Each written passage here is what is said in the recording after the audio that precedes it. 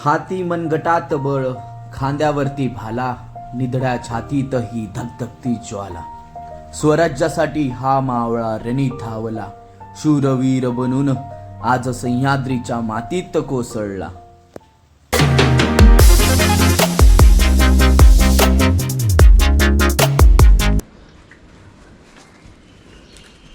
गणपती बाप्पा मोरया.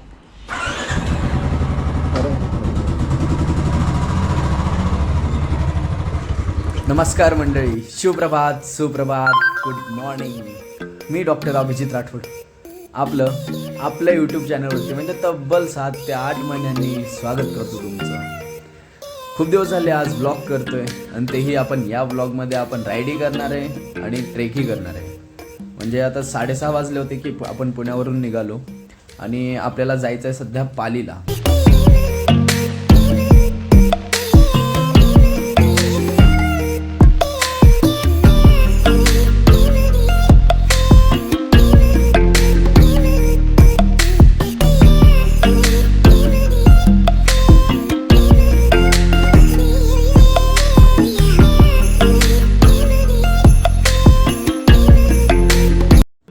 मित्रांनो, मला निघायचं होतं 5:30 वाजता आणि वाजले होते ऑलरेडी 6:30. त्यामुळं ऑलरेडी लेट झाला होता आणि म्हणलं चला राईड करता करताच बोलून घ्यावं, म्हणून हा ब्लॉग असा स्टार्ट केला. आणि आता आपण लोणावळा क्रॉस केलेला आहे आणि हा जो उतरतोय ना तो म्हणजे खंडाळा घाट आहे. आणि खंडाळा घाटातून उतरल्यानंतर आपल्याला लागतो खोपोली.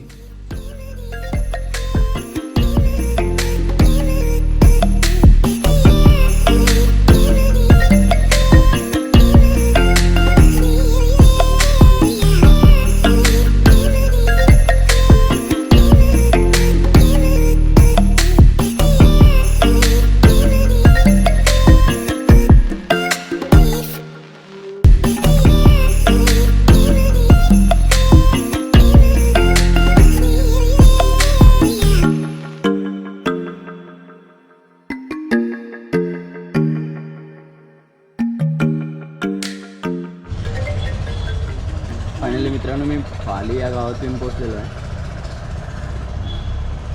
आता पालीहून जो मित्र येणार आहे तो येत आहे, वाटत आहे. तो आल्यानंतर आपण सरळ सुधागडला जायचं आहे.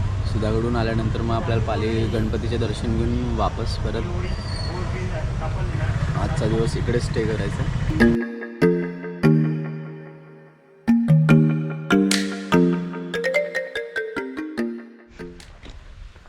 फायनली रस्ता शोधत आम्ही सुधागडच्या पायथ्याच्या गावाशी येऊन पोचलेलो आहे. पायथ्याचं गाव म्हणजे दर्यागाव जे आहे. आणि इथं पार्किंगसाठी वगैरे जागा आहे. पार्किंगसाठी जागा असल्याकारण गाड्या वगैरे लावायच्या. आणि तो आपल्या पाठीमागे दिसतो तो म्हणजे सुधागड. तर ते सांगतात की इथून जायला आहे रस्ता. तर चला, आधीच खूप लेट झाले. आता वाजले 2. वरती जायला 1.5 तास, आणखी तिथं वरती आणखी 1-1.5 तास फिरायला लागणारच.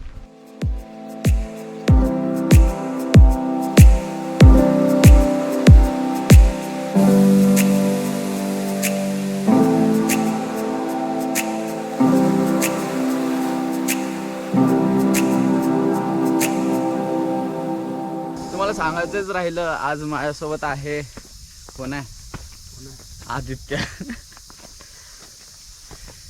पहिल्यांदाच माझ्यासोबत ट्रेक करतोय. मित्रांनो, तब्बल 7 ते 8 महिन्यांनी ट्रेक करतोय. त्याचवरून वर्कआउटही नाही तो केला, काहीच नाही, डायरेक्ट ट्रेक करतोय. माहिती नाही कसा होईल ट्रेक, तर पूर्ण तर करायचंच आहे आपल्याला. ये पडू नको, थकवा लागला नाही.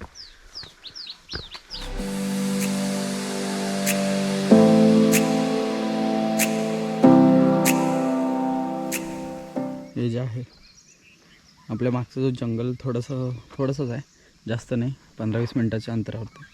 15-20 मिनटाचा जो आहे हा पॅच, जंगल पॅच, तो पार करून आल्यानंतर आपल्याला हा जो आहे पठार प्रदेश लागेल. आणि पठार प्रदेशापासून तो आपल्याला तिथं जायचं आहे, सुधागड.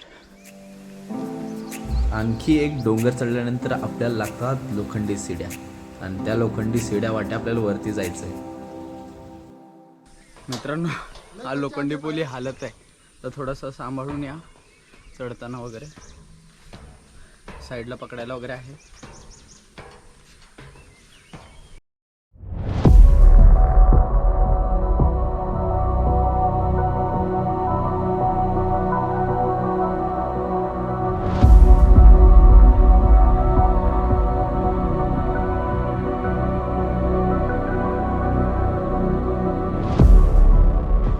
आणखी या पायऱ्यावर वरती चढून जायचं यार.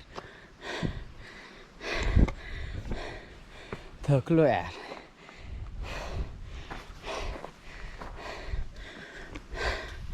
एक तर खूप दिवसांनी ट्रेक करतोय ना, त्याच्यात काही वर्कआउट वगैरे काहीच नाही, डायरेक्ट ट्रेक.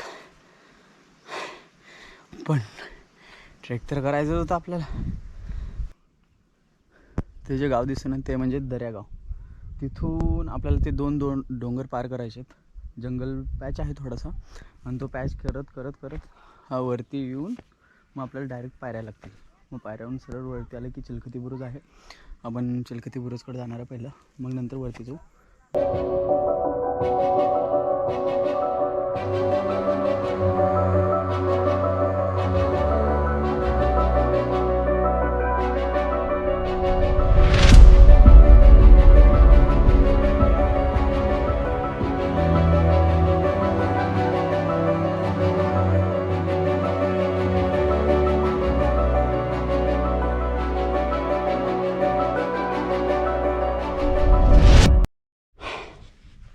चिलखती बुरुजवरती आल्यानंतर एक भगवा दिसेल आपल्याला.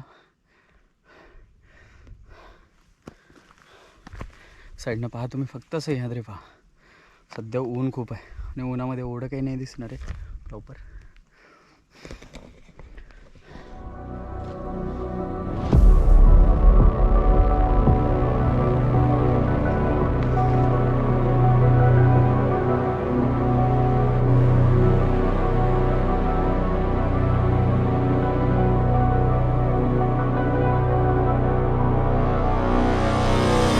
सुधागड किल्ला हा खूप मोठा किल्ला आहे. तसं सविस्तर वेळ भेटला असताना आपल्याला तर पूर्णपणे आपण आरामात पाहू शकलो असतो. आता जो लवकरात लवकर पूर्ण करायचा प्रयत्न करतो, कारण आता वाजले जवळपास 3:30. त्यातही ऊन डोक्यावर आहे. इतकं घाण ऊन आहे, पूर्णपणे थकून गेलो आहे.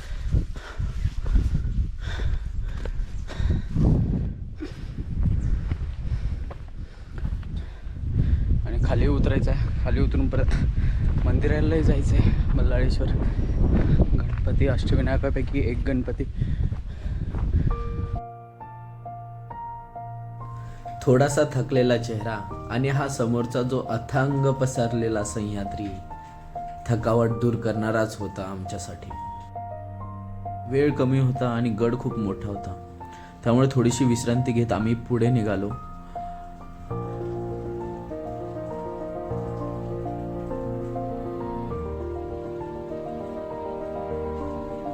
हा जो समोरचा आहे ना, आपला तैलबैला किल्ला आहे. चोरदिंडीपासून समोर आल्यानंतर आपल्याला दिसतो तो महादेवाचं मंदिर.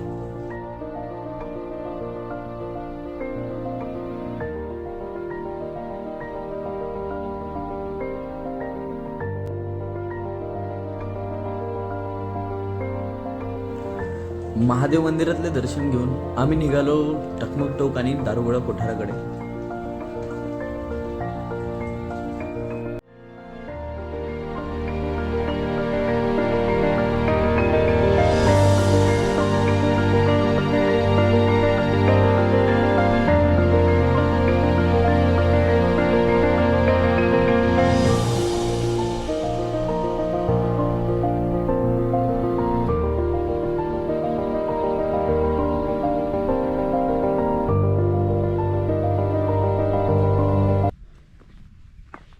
मित्रांनो, सुधागड किल्ल्याबद्दल अशी एवढीशी पण फारशी अशी माहिती नाही. तर जेवढं पण माहिती आहे, म्हणजे आधी छत्रपती शिवाजी महाराजांच्या काळात सुधागड ही स्वराज्याची राजधानी करणार होते. पण काही कारणास्तव ती रायगड करण्यात आली. आता तुम्हाला सुधागड खूप मोठा आहे फिरण्यासारखा, तर वेळ काढून घ्या. एक कम्प्लिटली 2 ते 3 तास तरी तुम्हाला पूर्ण फिरायला लागतील. सुधागड खूप मोठा आहे किल्ला. या किल्ल्यावर तुम्हाला टकमक टोक आहे, परत चोरदिंडी दरवाजा आहे, परत दारुगोळा कोठार पण आहे, मंदिर आहे आणि पाण्याचं टाकं वगैरे दिसूनच येणार आहे. आणि बाकीचं असं खूप काही पाहण्यासारखं आहे. पण मला असं वाटतं की पावसाळ्यात जास्त बेटर राहील हा ट्रेक करण्यासाठी. हाती मनगटात बळ, खांद्यावरती भाला, निधड्या छातीतही धगधगती ज्वाला. स्वराज्यासाठी हा मावळा रणीत धावला, शूरवीर बनून आज सह्याद्रीच्या मातीत कोसळला.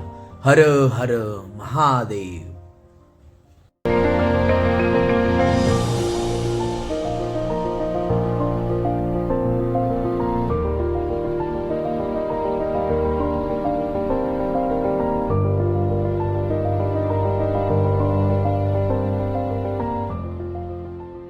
तर मित्रांनो, आजचा हा ट्रेक आपण इथंच संपत आहे.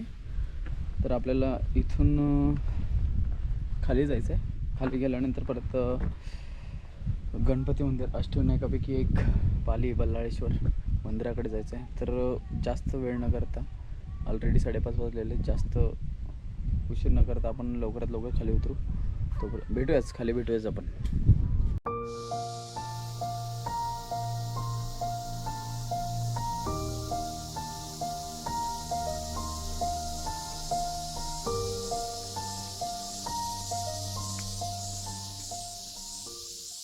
वक्रतुंड महाकाय सूर्यकोटी समप्रभ, निर्विघ्नं कुर्वे देव सर्वकार्येषु सर्वदा.